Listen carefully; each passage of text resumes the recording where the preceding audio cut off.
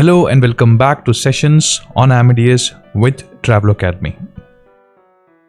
हम लोग पिछली बार भी हमने बात करी थी इन द लास्ट वीडियो, और जैसे मैंने आपको बोला था कि अब हम कुछ वीडियोस के अंदर थोड़ा सा प्राइसिंग के बारे में बात करेंगे। तो आज भी हम एक प्राइसिंग के बारे में एक ट्रिक जो है वो यूज़ करते हैं। ये I use to do this I think 7-8 years before, जब हम लोग काम किया करते थे एक आई थिंक 9 years अगो, बहुत साल पहले इस पे काम किया करते थे। और आई होप आप में से काफ़ी लोगों को ये पता होगा। नहीं पता है तो this can be a very good trick.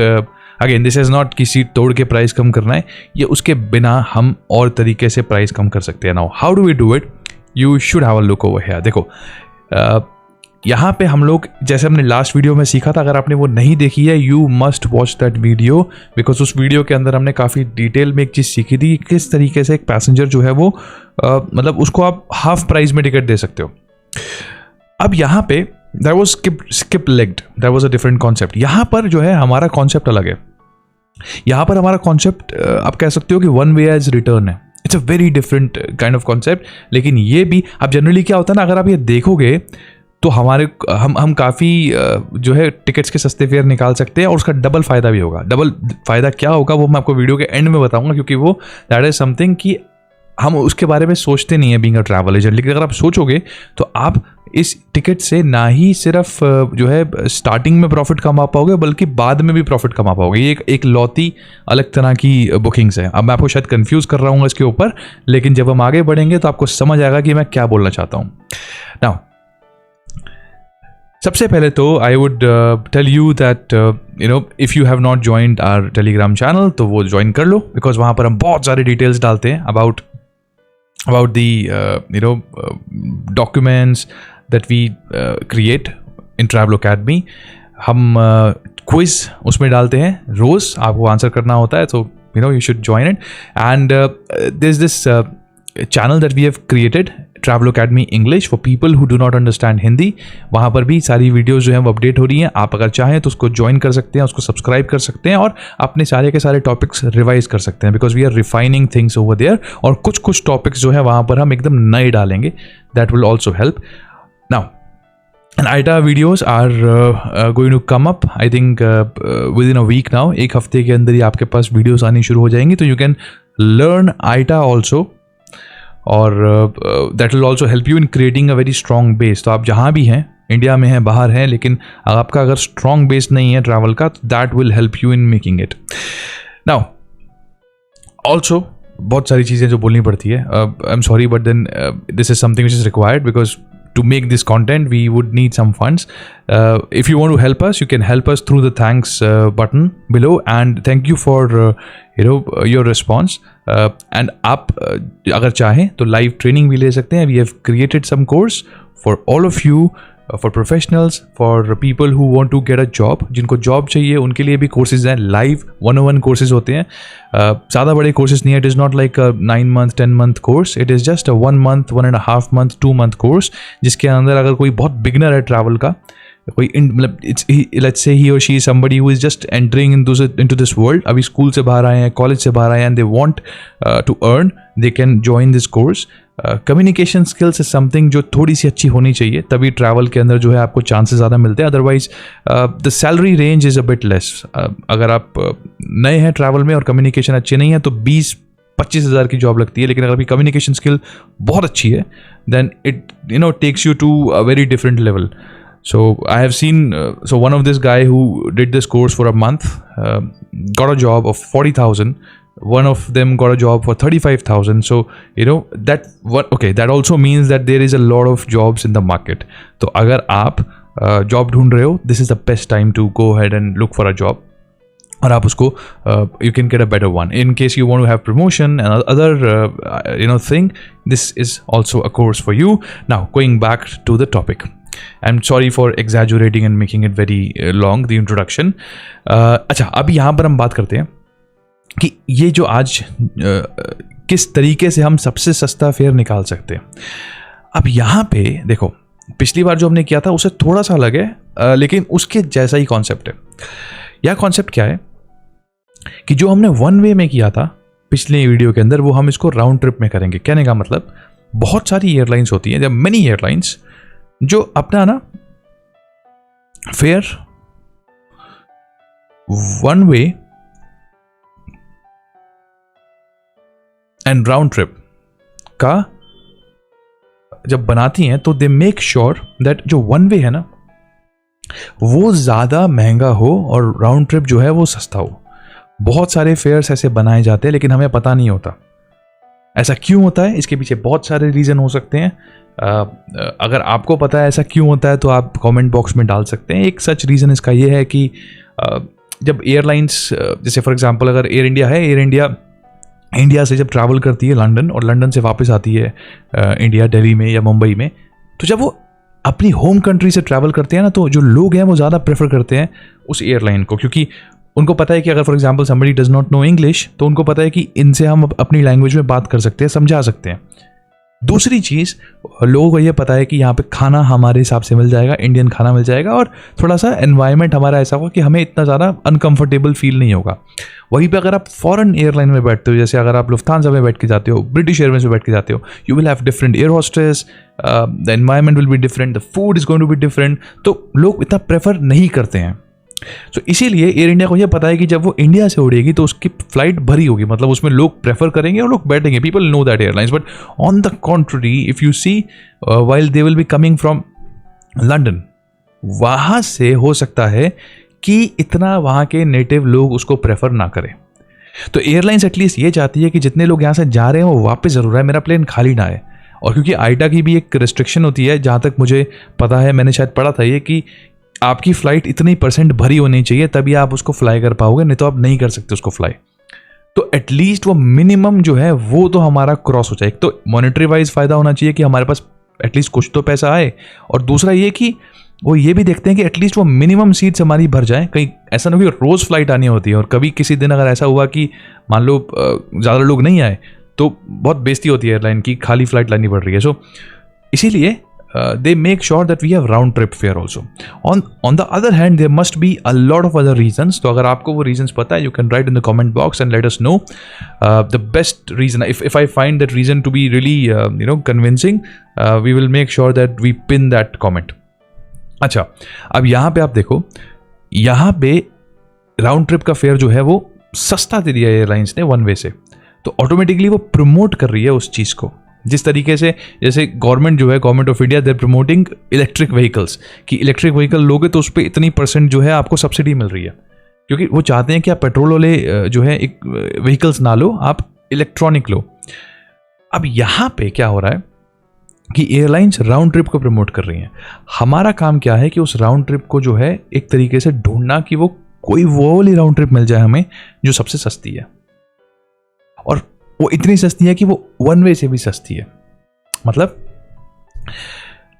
अगर जैसे फॉर एग्जांपल हम एक सेक्टर लेते हैं, बिकॉज मैं ये सेक्टर अभी देख रहा था, अब डेट्स मैं भूल गया, लेकिन 23 जुलाई को लेट से हम ले रहे हैं। मतलब आपके पास पैसेंजर आया, पैसेंजर ने बोला, सिंपल सी बात है, उसने बोला कि मुझे जाना है पेरिस से एक्रा। पेरिस फ्रांस में है, यूरोप में, एक्रा जो है घाना में है, अफ्रीका में। अब उसको पेरिस से घाना जाना है, अफ्रीका एक्रा। आपने चेक करी फ़्लाइट 23 जुलाई की, आपने कहा कि फ़्लाइट जो है वो हमारे पास लेट्स से 23 जून की देखते हैं, जो बहुत और पास है।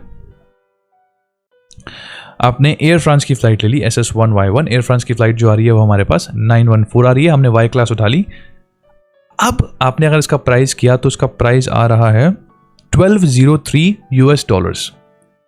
मतलब इतना इसका प्राइस आ रहा है। Customer says that I want this flight, और हम एज्यूम करते हैं कि ये सबसे सस्ती फ्लाइट है इस दिन की, क्योंकि जितना आप फ्लाइट के पास जाओगे उतना फ्लाइट जो है उसका प्राइस बढ़ता रहता है। उसकी क्लासेस जो हैं या तो वो सोल्ड हो जाती हैं या एयरलाइंस उसको बंद करनी शुरू कर देती हैं, बिकॉज वो एडवांस परचेज की वजह से कुछ क्लासेस बंद हो जाती हैं।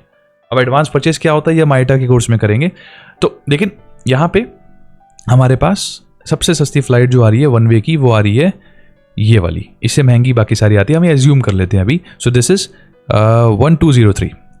अब जनरली 1203 है मैक्सिमम। आप एयरलाइंस, अब कोई भी ट्रैवल एजेंसी है, अनलेस वो ट्रैवल एजेंसी जो है सीट्स को हैक कर रही है या ब्रेक कर रही है या सीटों को तोड़ रही है, उसके बिना आप इससे सस्ता प्राइस नहीं निकाल सकते, बिकॉज ये मार्केट का प्राइस है। हो सकता है कि कंसोलिडेटर प्राइस जो है वो सस्ता हो। कंसोलिडेटर प्राइस होता है जो डिस्काउंटेड प्राइस होता है।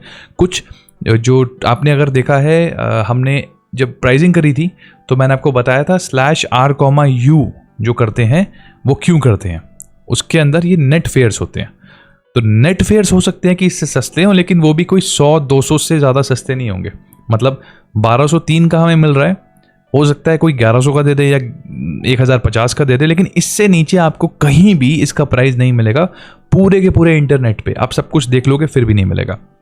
तो क्या करें? तो हमारे पास एक तरीका है जिससे कि हम इससे भी कम प्राइस ला सकते हैं, जो कोई और सोच भी नहीं सकता।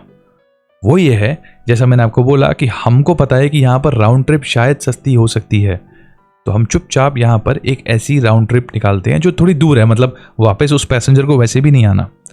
तो हम यहाँ पे लेट्स से 23 मार्च डाल देते हैं, दूर है मतलब।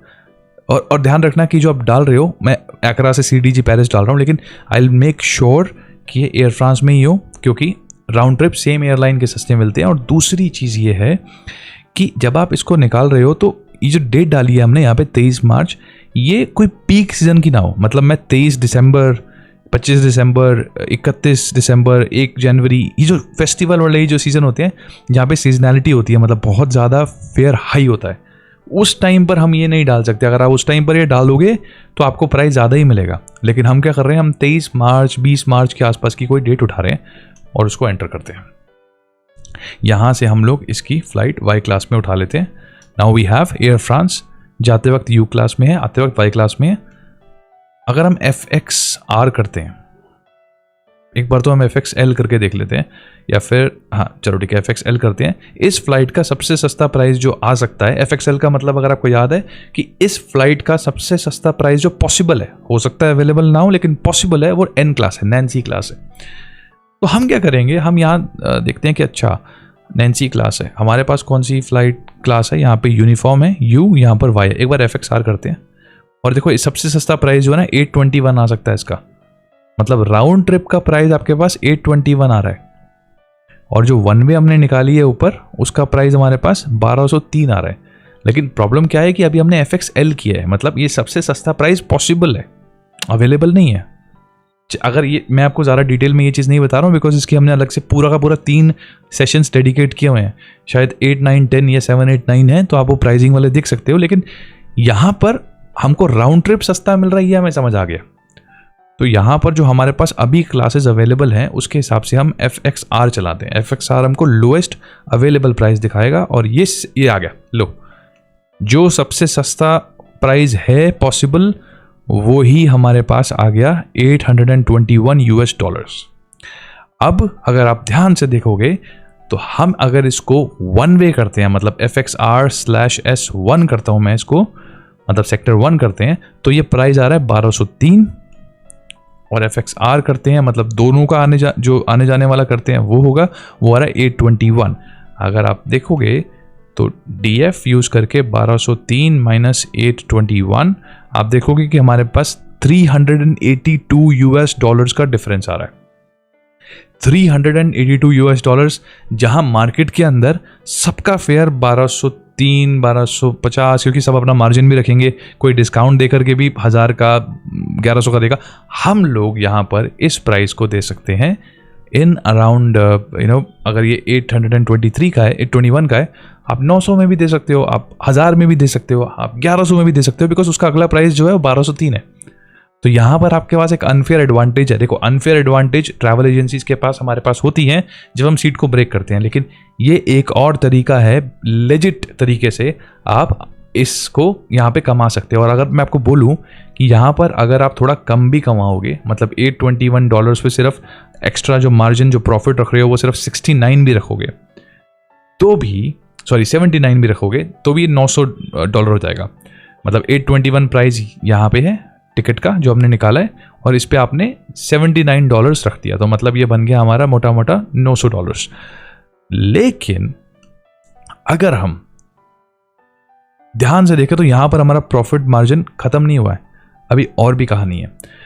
कहानी ये है कि यहां पे पेरिस से वो एकरा गया और वापस तो वो आएगा नहीं, एकरा से पेरिस वो नहीं आएगा।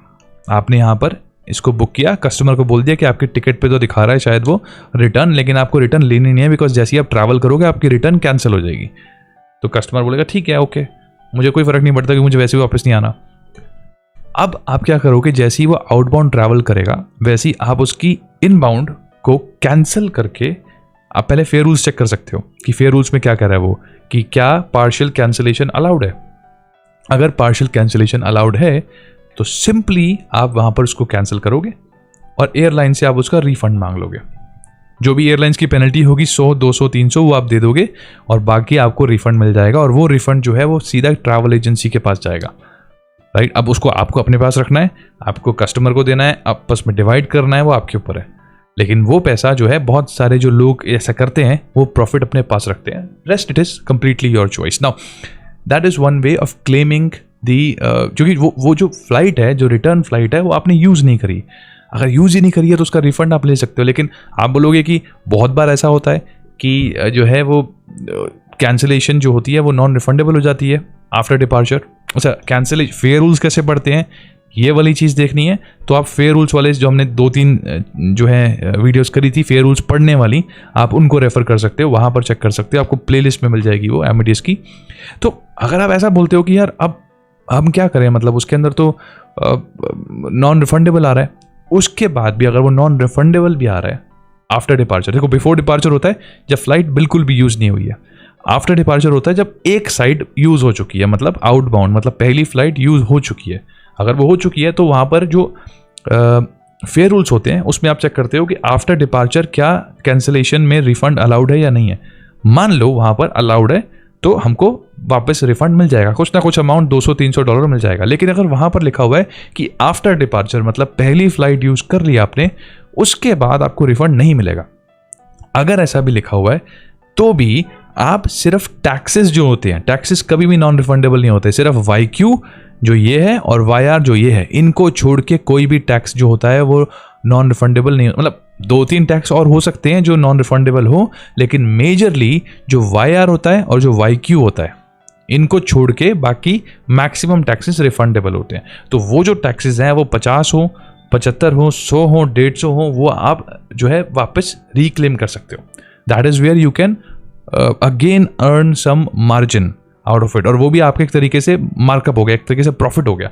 तो कुछ आपने प्रॉफिट लिया शुरू में फ्लाइट बेच के, कस्टमर आपसे इसीलिए लेगा क्योंकि वो फ्लाइट जो है मार्केट में 1250 की मिल रही है, आप उसको 900 या 1000 में बेच रहे हो, पहली चीज़। दूसरी चीज़, अगर आप उसको इतना सस्ता बेचते हो तो वो ध्यान उसका कहीं ना कहीं आप पे भरोसा बढ़ जाएगा कि ये जो है ये बहुत बढ़िया ट्रैवल एजेंसी है और ये हमें अच्छा प्राइस देती है, तो आपका कस्टमर क्लाइंट में कन्वर्ट भी हो सकता है, पहली बात। दूसरी बात ये कि आप बाद में भी मार्जिन कमा सकते हो। After the passenger takes the first flight, return flight जो इनबाउंड फ्लाइट वापस आने वाली फ्लाइट है वो यूज़ नहीं करेगा, आप उसका प्रॉफिट जो है उसको अपना प्रॉफिट मैक्सिमाइज कर सकते हो उसके थ्रू।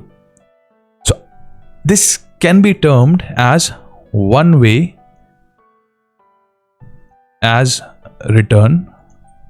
और आप देखोगे, आपको लग रहा होगा कि ये कितनी बार आता होगा, लेकिन जब आप एक्चुअली प्रैक्टिकली यूज़ करोगे आपको समझ आएगा कि ये कितनी ज़्यादा बार ऐसी चीज़ आती है। और आपको करना कुछ भी नहीं है, आपके पास पैसेंजर अगर राउंड ट्रिप के लिए आया तो ये एप्लीकेबल नहीं है, वन वे के लिए आया है तो बस उसका ना एक बार राउंड ट्रिप निकाल के देख लेना, एक बार उसका वापस आने वाली फ्लाइट भी निकाल के देख लेना और देखना कि कितना फ़र्क आ रहा है। और आप देखोगे कि कई बार, मतलब ऐसा नहीं कि कोई महीनों में एक बार, आपको बहुत कम फ्लाइट्स में एक आधी बार ये दिख जाएगा। और बहुत सारी ट्रैवल एजेंसीज की एल्गोरिदम ऐसी है, अगर आप वो अफोर्ड कर सकते हैं तो आप एक एल्गोरिदम लगा सकते हैं इस तरीके की, इस तरीके का जो है आपका जो जिस तरीके से हम अपनी फ़्लाइट्स को सर्च करते हैं, जहाँ पर आप अपने एल्गोरिदम्स लगाते हो, वो इस तरीके से लगा सकते हो कि आपका एल्गोरिदम इस तरह का हो कि वो ऐसी फ़्लाइट्स भी निकालना शुरू कर दे। बहुत सारी कंपनीज़ ने ऐसा किया हुआ है। आई होप कि अगर आप किसी कंपनी में काम करते हो तो ये कहीं ना कहीं हमारे लिए एप्लीकेबल नहीं होता, बिकॉज वो अपने हिसाब से वो सारी की सारी चीज़ें बनाते हैं, अपने रूल्स फॉलो करवाते हैं। लेकिन अगर आप एक ट्रैवल एजेंसी में हो, आई really hope that if you own a travel agency very soon you will have enough funds कि आप उस तरह का एल्गोरिदम लगा पाओ। और इसमें कोई गलती नहीं, इसमें आप कुछ ऐसा अनएथिकल नहीं कर रहे हो, कुछ सीट नहीं तोड़ रहे हो, आप सिंपल सा सस्ता प्राइस निकाल रहे हो, वो भी एकदम लेजिट तरीके से। So I really hope this helped you. अगर आपको ये अच्छी लगी और आप चाहते हो कि चैनल ग्रो करे, हम लोगों तक पहुँचे, उनको भी ये नॉलेज ट्रांसफ़र करे, so you can share this video, you can like the channel, I mean subscribe the channel, like this video, and you can join the Telegram channel that we have.